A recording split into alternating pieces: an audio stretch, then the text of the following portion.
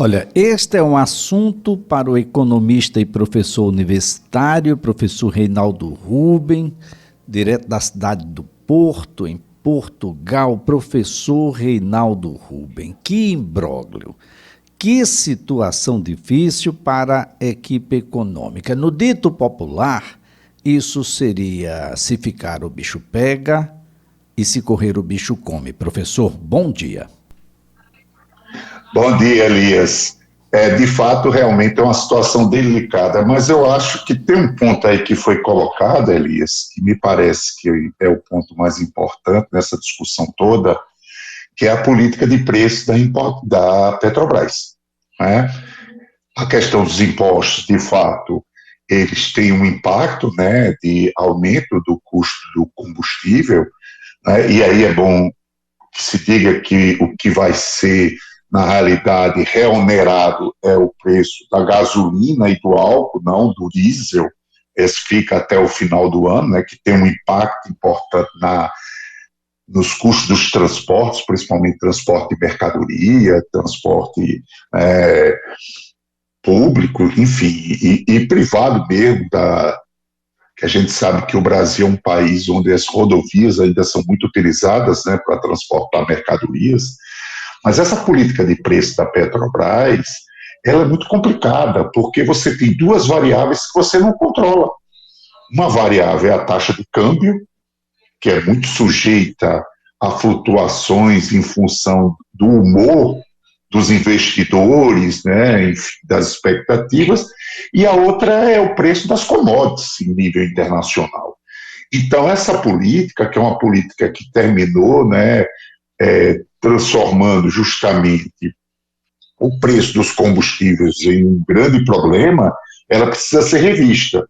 Eu não sei exatamente qual é o detalhe dessa questão desse fundo de amortecimento, mas me parece que isso tem que ser buscado, porque a continuar com essa política, você termina tendo que buscar mecanismos artificiais, né, de desoneração para tentar estabilizar o preço disso, e isso, obviamente, tem, né, e está falando, obviamente, do governo federal, mas a gente sabe o quanto isso impactou nas receitas, né, dos governos estaduais, com aquela questão da redução do ICMS para 17%, enfim. Então, me parece que ou se busca rever essa política de preço da Petrobras, ou então vai ficar muito difícil, não é, se evitar essa oscilação no preço dos combustíveis, mesmo com esse fator de reoneração, não é, da gasolina e do álcool. Agora, professor, como era essa política de preços da Petrobras antes dessa necessidade de paridade com preços internacionais, onde observa câmbio e o valor da commodity internacionalmente?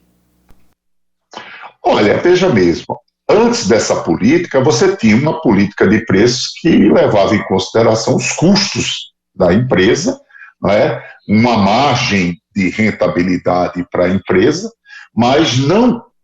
Aí é que está a questão, Elias. Antes dessa política, havia toda uma estratégia de aumentar a capacidade de refino e nos tornar menos dependentes da importação do combustível refinado, né?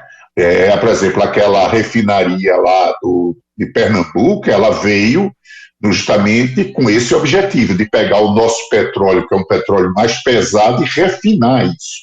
Então, havia uma política da Petrobras de expandir a sua capacidade de refino, que diminuiria a nossa dependência da importação de combustíveis refinados, já que nós somos um produtor importante em função do pré-sal de petróleo, e você não ficaria, na realidade, dependendo justamente do custo, não é, do petróleo lá fora. Então, dependente.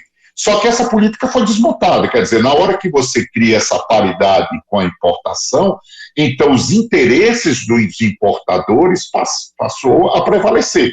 Então, quem importa a gasolina para comercializar aqui tem que ter, na realidade, uma remuneração, uma correção no preço do combustível em função do preço do barril do petróleo lá fora e da taxa de câmbio. Só que, como eu falei anteriormente, são dois preços que você não controla. Então, se desmontou uma estratégia importante que poderia, com o tempo, aumentar a autossuficiência em combustíveis, mesmo fósseis, né? Isso realmente tem esse aspecto negativo que foi colocado antes em relação aos combustíveis como álcool, tudinho, que são ambientalmente sustentáveis, mas, do ponto de vista energético, até que houvesse a transição, né, para uma matriz energética mais limpa, com investimento, inclusive, em cabotagem, ferrovias, menor dependência de rodovias, tudo isso, você teria condições de fazer isso sem precisar, não é, ter esse preço tão elevado. Então, não dá para pensar a política de preço da Petrobras sem considerar todo esse processo que houve de mudança, né, de investimentos da empresa e o que vinha sendo buscado do ponto de vista de aumentar a nossa autonomia na questão dos investimentos na área de refino. Agora, professor, como consequência, porque também não controlamos o preço da gasolina em face de tudo que o senhor já colocou, vem aí inflação e aumento geral de preços, professor. Aí tem uma questão aí que é importante, Elias, que eu acho que aí a gente tem que começar é por isso que essa política de preço da Petrobras tem que ser revista. Por quê? Porque esse é o tipo da inflação que você não tem como corrigir com taxa de juros. Ela é uma inflação provocada pelo aumento de custos, né? No caso, o aumento do custo do combustível, né? Porque a política de preço da Petrobras faz com que o preço do combustível aumente. Então, taxa de juros não vai impactar no preço do barril do petróleo lá fora, né? Ela pode ter algum efeito, mas esse efeito já foi bem mais pronunciado sobre a taxa de câmbio, mas é algo que realmente não tem se observado com tanta frequência ultimamente. Então, você vai ter uma inflação, mais uma vez, de custo. O Banco Central vai continuar insistindo em combater uma inflação de custo com taxa de juros altas, né? Você tem uma ideia, a nossa taxa hoje, a menor taxa do mercado, que é a taxa básica de juros, a taxa que banco empresta a banco, né? Quando você tira o efeito da expectativa da inflação, ela está em torno de 7,5%, que é a taxa Selic. Isso sem falar na taxa na ponta. Eu andei fazendo levantamento em 2021 para cá. Na média, a taxa de juros para pessoa física e pessoa jurídica aumentou em torno de 10 pontos percentuais. Então, tudo isso implica, não é, um aumento no custo de quem está endividado, né, dificuldade de bancar operações de crédito, porque a inadimplência está aumentando, uma política de juros que é pouco eficaz para diminuir a inflação. Você pode ver, Elias, que nós chegamos num patamar ali que a inflação está estabilizando em torno de 5,5%, porque você tem um componente aí de inércia, do fato de ter existido inflação no período anterior, tem um nível de indexação na economia, enfim, e isso mostra claramente que essa política de juros ela está tendo um efeito cada vez menos eficaz para derrubar a inflação e cada vez mais eficaz para aumentar, esse que é um outro ponto importante, Elias, a participação, não é, dos encargos financeiros no orçamento geral e nos gastos, né, e nas despesas da União, que é uma coisa que pouco se fala, né? Se fala mais do lado do que é que vai aumentar em termos de salário mínimo, de um aumento de 8% do funcionalismo, né, de um processo de tentativa, mesmo que ainda modesta, de correção de uma distorção tributária, que é a não correção. É verdade, verdade. Renda, né? Agora, como conciliar tudo isso? É uma agenda, até porque o governo vai completar ainda 60 dias. mas tem uma série de elementos que têm impactos de um lado e de outro, mas que são necessários, porque vai ter impacto social extremamente relevante. Aí eu falo sobre as promessas que foram feitas durante a campanha, e tem aumento para servidores, e tem aí um ajuste na tabela do imposto de renda, o que vai significar arrecadar um pouco menos ou não, porque na medida em que você não arrecada, esse dinheiro termina indo por outros meios, como o consumo, por exemplo, e tem uma proposta de finalmente a gente ter uma ideia mais clara de como tributar no Brasil, que deve ser encarada aí pelo Congresso nos próximos dias, professor. Pois é, veja mesmo, isso que você colocou, eu acho que a gente tem que analisar por partes. O que eu estava tentando colocar anteriormente é que essa política de juros altas tem se mostrado ineficaz para combater a inflação, em função justamente desses efeitos de custos, de choques de custos. Por exemplo, a política de preço da Petrobras, quando ela mantém essa paridade, ela sofre os efeitos de quê? De desvalorização cambial e aumento do preço do petróleo lá fora, que é um choque de custo. Agora, quanto à segunda questão que você falou, que é esse cumprimento dessa agenda, que passa por ajuste do salário mínimo, né, um aumento no salário dos servidores, e também a questão do ajuste da tabela do imposto de renda, é importante chamar a atenção, Elias, que para que isso de fato, na realidade, possa ser feito e se preserve, que esse é o elemento fundamental que se discute pouco, né? Algum estímulo de retomada de crescimento desse país, né? Você está falando hoje de uma expectativa de crescimento de menos de 1%, quer dizer, se isso acontecer, a economia continuará estagnada. Quando você fala em menos de 1%, você fala de uma economia que está produzindo um nível de renda e de emprego ainda, mesmo com precário, mas que tende, na realidade, a piorar ao longo do tempo. Então, o que é preciso? Eu acho que você colocou um aspecto fundamental. Não dá para se olhar esse problema só olhando especificamente o Banco Central e o Tesouro. Tem que se olhar isso de uma forma combinada.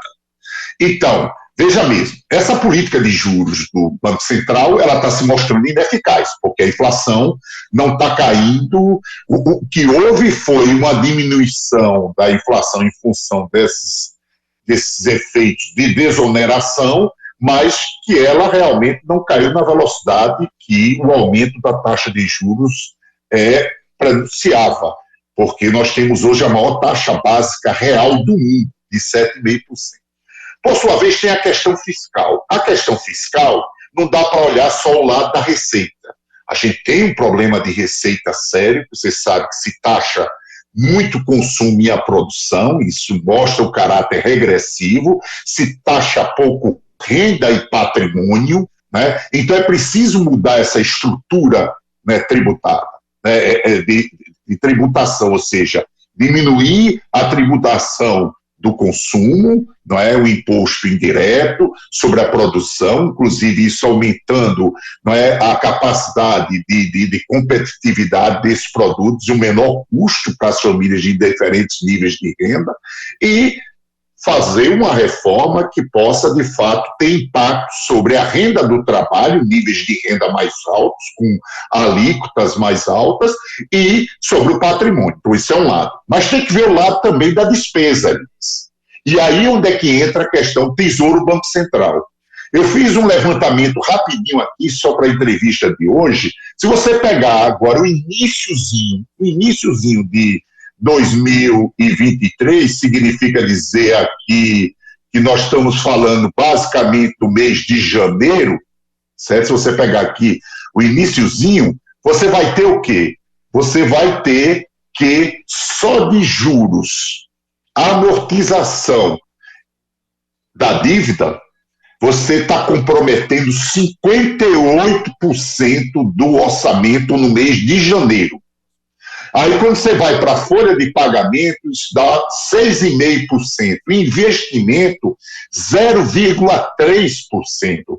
Aí você tem um item lá, que é justamente outras despesas correntes, que aí tem espaço para se ver a questão de subsídios, uma série de coisas, se reestruturar isso, inclusive melhorar a eficiência desses investimentos. Mas veja, Elias, que a gente enxuga gelo quando a gente tenta melhorar a questão das receitas, fazendo uma reforma mais progressiva e tenta aumentar a eficiência de gasto público quando a gente mantém essa política de juros do Banco Central, que é pouco eficaz. Então, ou se mexe realmente nessa política, ou o Banco Central começa a baixar juros, ou a gente vai continuar fazendo esses ajustes que não promovem crescimento, né, tirando uma parcela importante das famílias do mercado, porque crédito fica caro, imposto elevado faz com que elas consumam menos, e a gente continua transferindo riqueza para o setor financeiro.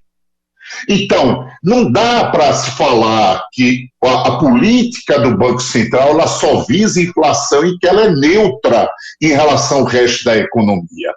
Então, ou se mexe nisso, não dá para fazer omelete sem quebrar os ovos, ou então a gente vai ficar nessa situação extremamente delicada, que é uma política de juros altíssima, inadimplência alta, né, as pessoas com dificuldade de consumir, e mesmo que você consiga melhorar do lado fiscal a receita, né, fazendo uma reestruturação disso, grande parte disso vai ser para pagar juros e não para investir, né, em infraestrutura física, né, investir em infraestrutura social, investir em infraestrutura tecnológica, que são investimentos extremamente importantes, inclusive para criar as bases para que o setor privado produtivo possa alavancar investimentos e a gente possa voltar a crescer e gerar emprego, que esse é um grande desafio.